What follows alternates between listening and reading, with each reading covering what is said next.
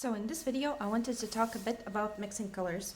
And I have prepared myself a sheet. This is Ingres paper, but most importantly is that you have a neutral color paper that is not too dark and not too light. So don't take the white or the black papers. So we have different color mixing techniques, let's say. So let's start from the first one, the tonal gradation. So when we have the same color that has lighter, darker, and darkest tone to it. So let's take, for example, green. So I have this green that comes from the same family, and I'm going to select. So here I have my lightest version of green. Then I have my next. So this is a yellow-green. Then I have a darker version of the same yellow-green. And this one is even darker.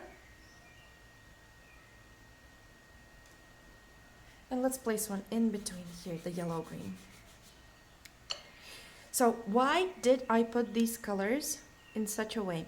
Because when we start mixing the colors in pastel, we always have to consider tonal value of each color.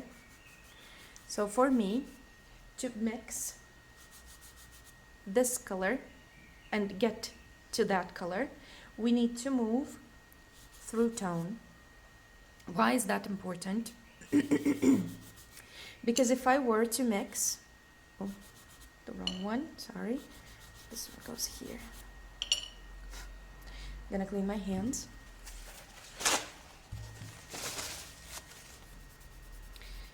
So look at that gradation. So it mixes. If you want to keep your colors saturated and have no mud, it's very important that you keep the tonal changes in the same color. So this is the same family. This is the yellow greens. And to mix this color with that one, I need to go through all these tones to actually get to this dark color. If I were to mix this, let's see, let's add this dark here. And we add immediately our lightest value, or even any of these. If we skip this value even, look what it's going to make, the color in between. So this is mud. So instead of getting this beautiful, beautiful color in between, so it doesn't have to be so wide.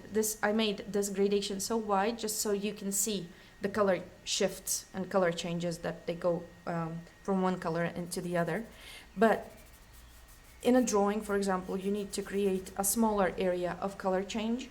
So you can create a smaller, like you can add narrower strips, let's say, of this color. And instead of getting this color like so, in between. So this is what's called mud in soft pastel. Let's do another tonal gradation with another color, for example. If we take, let's say, violet. So I'm gonna add this very light violet. Next, I'm going to go into my next value.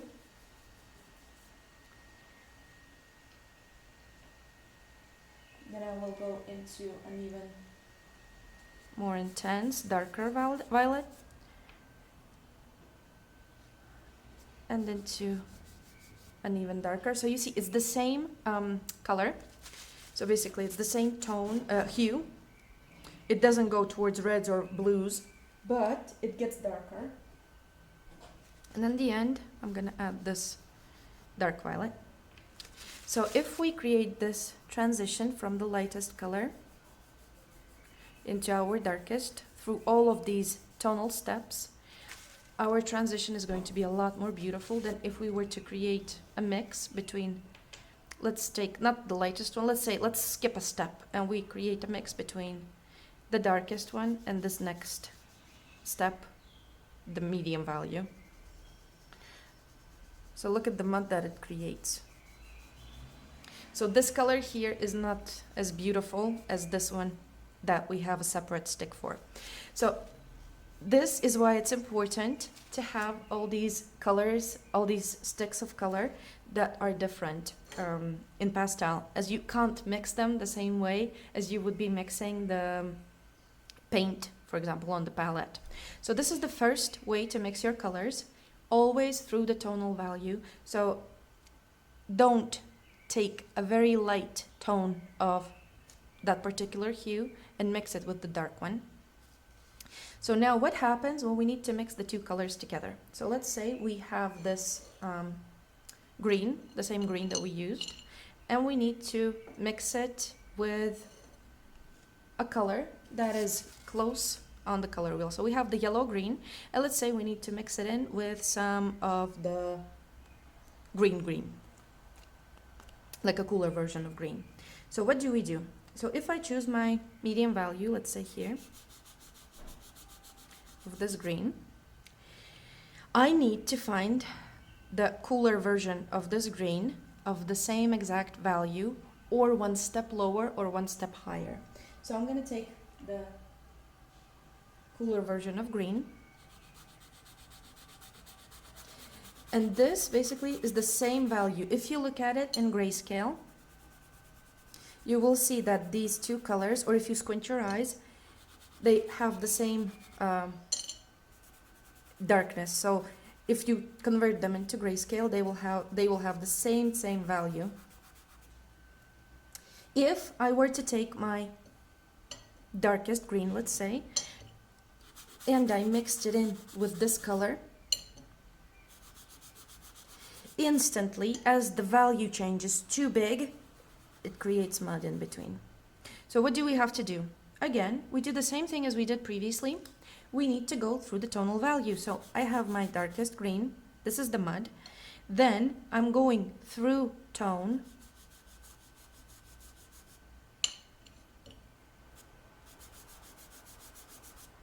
and only then I'm adding this color. Sorry, I'm going to clean my hands.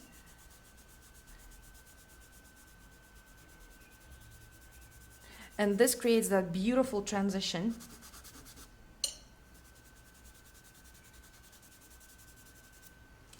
So look at that. Instead of the mud that we had here, we have a beautiful transition into the color that we need. I'm going to shake off the dust. Oh, okay. Move the camera. So what do we do if our colors are distant from one another? Like, let's say this violet and this green, they are on the color wheel further away. Not one sector next to each other, but further away. And in between we see that there are greens, blues, blue violets.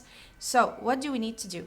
In this case, again, if I need to mix, let's say, the same tonal values, if I need to mix this green with the same tonal violet, so I'm going to take this violet. So they are very close in value. Again, as I said, you can check it by taking a photo with your phone or looking through the grayscale or squinting. They will be very similar in value, these two. If I were to mix them, that's going to create mud. So let's add this here so I can show you what mud it creates. So this color is not very appealing, right? What do? We go through the color wheel, so we see which colors are in between these two colors. So I see that there are blues, blue-greens, and I need to find either a blue-green or a blue in between the two of the same tonal value again. So I'm going to take a blue-green and the blue, again of the same tonal value.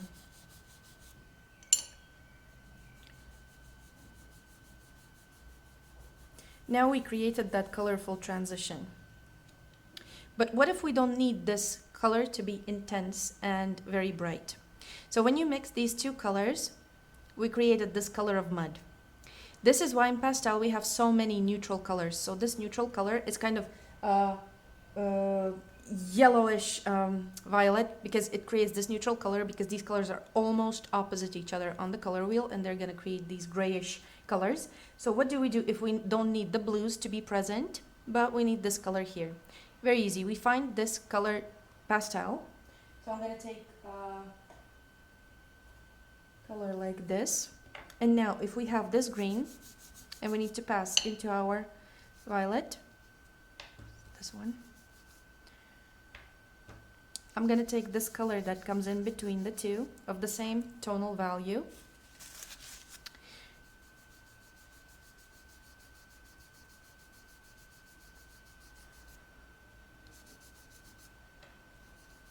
And look at that.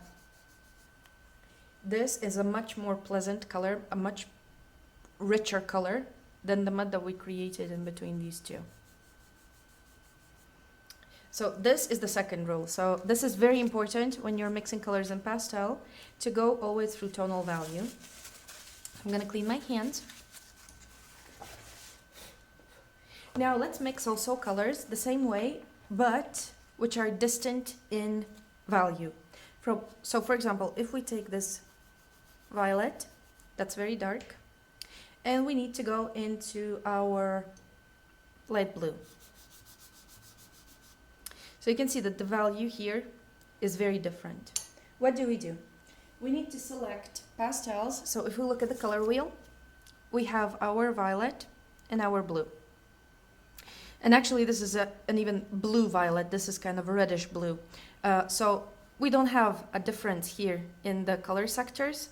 So what we need to do, we need to find the values of these colors that are going to bring us closer together to create that transition. And I think that we need one more value of the blue here. So now let's take a look at this, how beautifully it's going to blend together. I'm just going to clean my hands.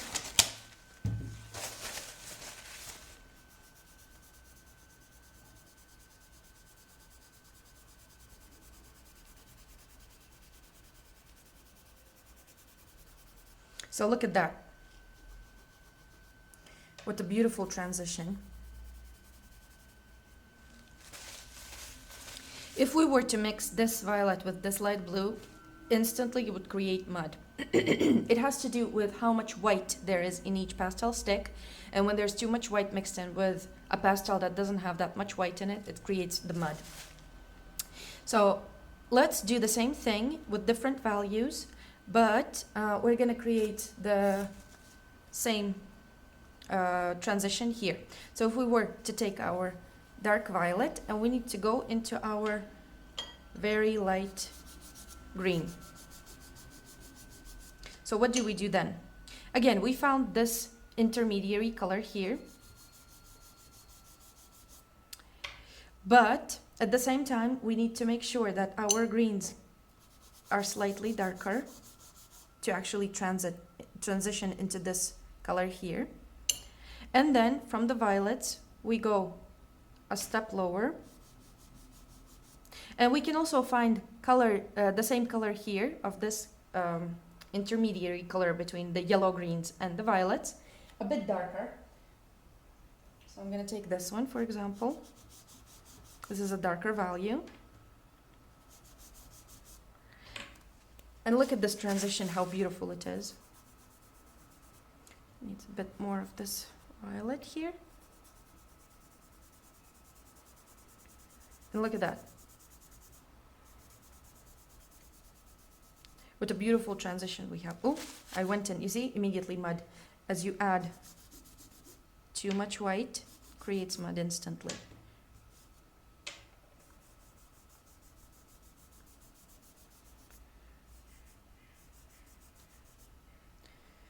You have to clean your hands. This is why it's very important to clean your hands when using pastel. Otherwise, you drag the white pigment into places where it shouldn't be. Okay, so this is the transition between two different colors, which are far away, which are distant on the color wheel. So this is the yellow, green, and the violet. Next, I'm just going to shake off the dust. Next, grays and neutrals. Why do we need those? So very often, beginner artists use those bright spectral colors that are actually kind of cutting the eyes when you look at them. So sometimes we need to tone that color down. And how to do that? So let's say I have this very bright blue. I don't need it to be so bright. I need it to be, I don't have a pastel stick that is kind of a grayish blue. So what do I do to create a more muted color of the same tone? So I need to find a gray, warm, cool, doesn't matter, something gray with a tone in it to cool this, to neutralize this color down.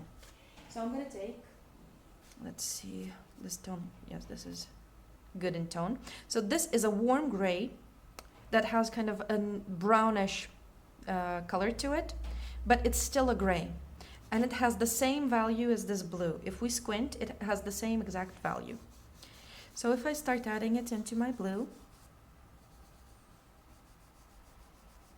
look what we have. We have that muted blue color that we lack.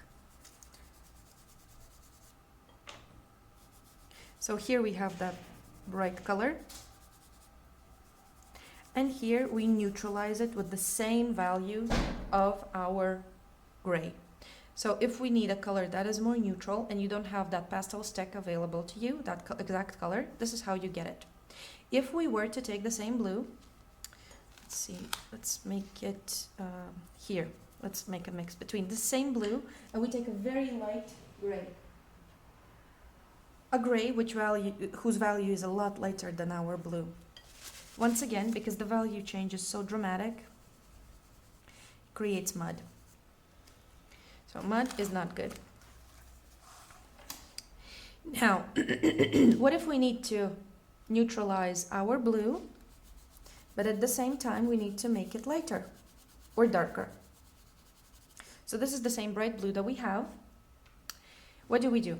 We have this color that kind of neutralizes it. But what do we do to change it value-wise? So to make it lighter, we need to add either the lighter blue, so we go either through lighter blues, or we have the next value of our grays. So let's see, this one's too dark. Let's see this one. Okay. And we go through the value.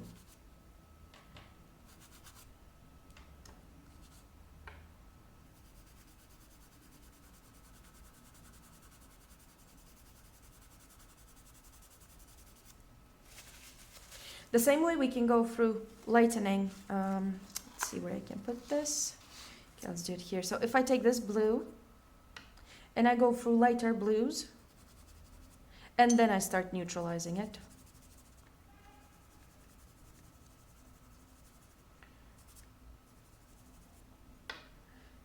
So here's our brightest color. And you see, it doesn't create mud.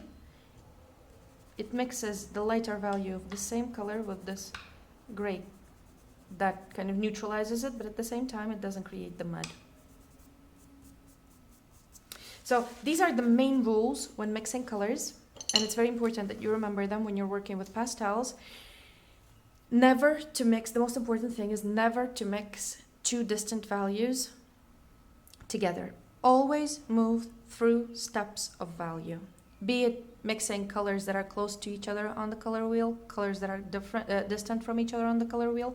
You can go either through color, or you can see which color is created in that mix, and then go through the tone, through the value of the tone, and using the pastel sticks that are available to you with that color that is created in the mix of two. It's very useful if you have watercolor, for example, to mix the colors together and see, because in pastel you create the mud, but in watercolor you will see the color that actually results from mixing these colors, especially the ones that are distant from each other on the color wheel, the ones that neutralize each other, that create that beautiful, beautiful color, that kind of grayed out version of colors. And this way you will learn a lot more about the color. So in pastel it creates mud, but in watercolor, if you mix the two colors together, you will see what color results from it.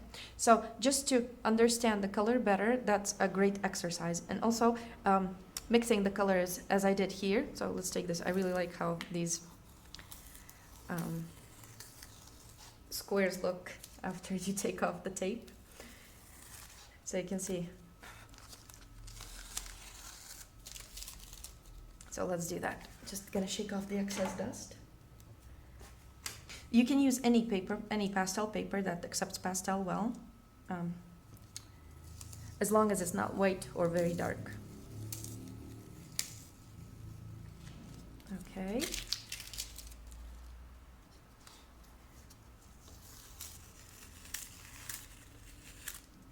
There we go. And the last ones.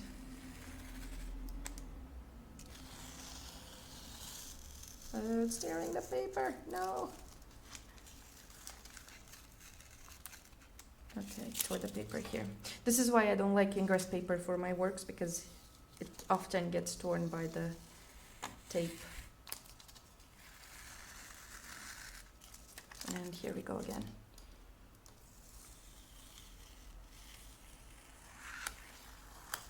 Okay. And the last pieces.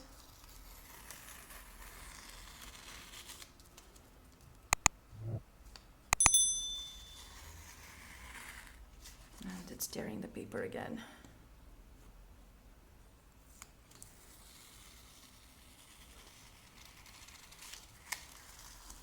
Okay, so I'm going to shake the excess dust. And I will show you our result. So these are the mixes that we did with the right and wrong. So you can see dust, mud immediately. And you can see the right transitions and how to achieve those. So I hope that you found this video useful. And I will see you in the future tutorials and some tips and tricks videos too. Thanks for watching. Bye.